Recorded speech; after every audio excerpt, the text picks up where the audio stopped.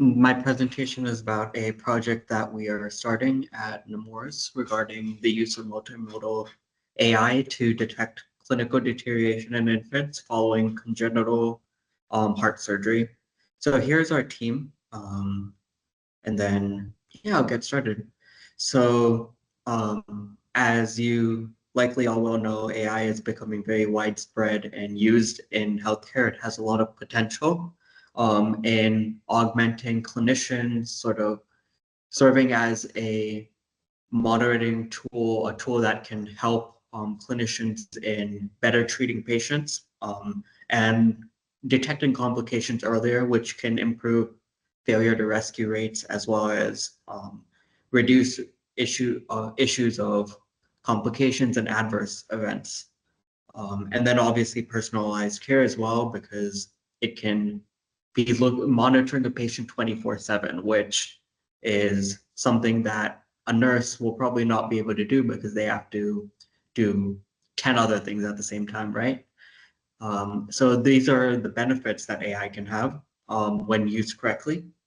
So now we go into why do we want to incorporate AI in the cardiac ICU. So there are various complications and adverse outcomes that can happen to infants after congenital cardiac procedures. And if we can detect these adverse events earlier, research has shown that it improves outcomes, failure to rescue rates, those kind of things. So as a provider support tool, it can be very helpful. Now, what complications are we talking about? I'll get into that in just a moment. So here are the purpose of what we want to detect and what complications we want to predict as well as detect early before at the time that it would be of the least adverse impact to the patient. So these include respiratory distress, shock, and low cardiac output syndrome, sedative withdrawal, specifically opioid or dexmethadone, seizures, and agitation. So our early preliminary testing is focused on respiratory distress, and that is for the reason that it is very common in patients, and so we'll have a larger sample size. And there are also standardized scales that we can use to quantify respiratory distress, which help for data labeling. So that's sort of what we're starting with, is respiratory distress. So how will our AI methodology work? So when we say multimodal AI, what we mean by that is that we're incorporating multiple streams of data. So not just video data, not just clinical data, but both of them combined. So in the video data, we'll be looking at several analyses at the same time. We'll be looking at their motion through pose detection. We'll be looking at specific regions of their body to be looking for example, subcostal retractions, right? Those can be common in respiratory distress. So it'll be looking at multiple things and then concatenating them together, meaning putting the data together to create a final output. And this is useful because you will be looking at the whole picture of the patient rather than just one specific type of data, whether it be clinical or video.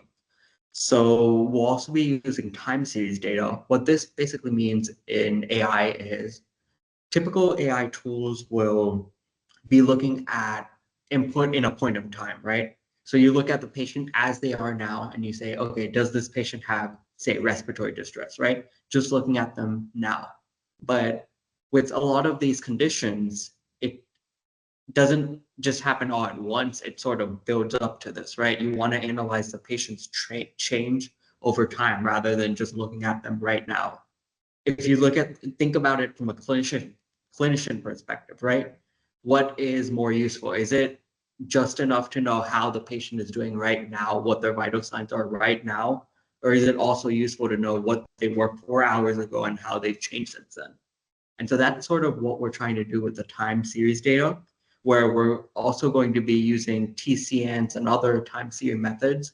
TCN meaning temporal convolutional network. It's a type of architecture that allows you to look at trends in patients' data over time.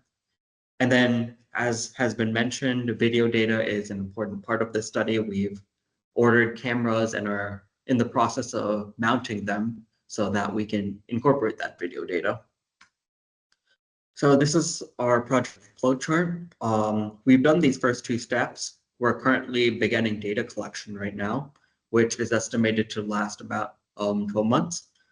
And the algorithm training and optimization, it's sort of shown as a step that happened afterwards, but really it's going to be happening at the same time currently. That's why it's only 2 months, because it's going to be happening like at the same time. And then validation and testing, this basically means you run it in real time in an ICU and you see how accurate it is in a real clinical setting, right? Because it's one thing to have your AI model work very well in like a lab setting where you have a carefully controlled data set, but having it run in a real ICU is going to be, miles different. And then pilot testing implementation, that's just building up on that, seeing how it works in a clinical workflow and how to improve it from there. And we anticipate that at each step there's going to be changes to our methodology.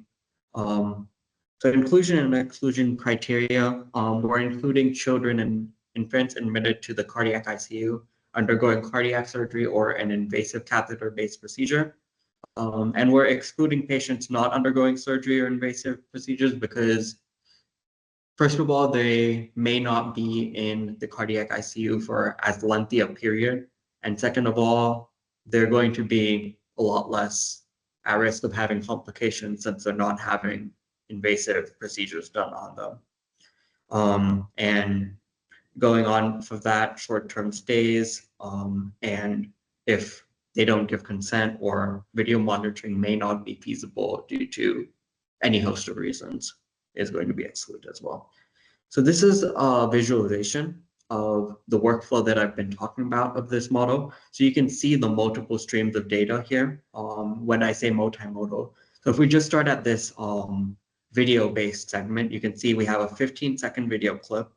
Then we're going to be splitting that into multiple layers of analyses, right? So first of all, there's posed joint detection. There's facial action unit detection. Facial action unit is basically an AI method for analyzing a facial expression.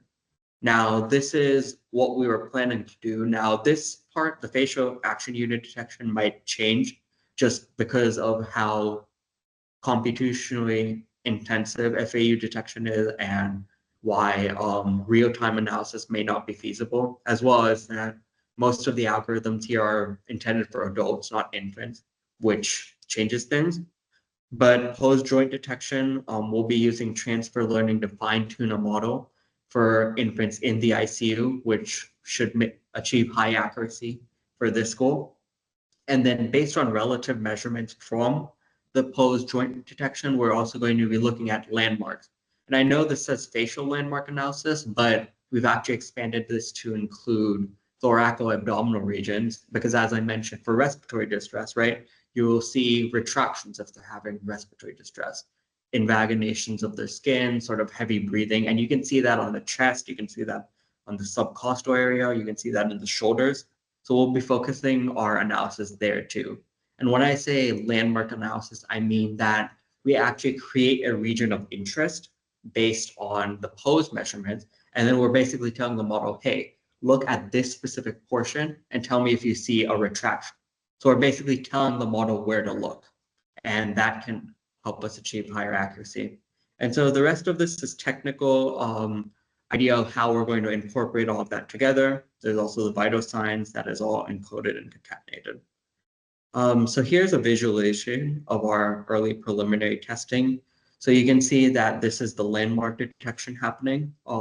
This is all done in real time on a volunteer patient who we got parental permission to post here.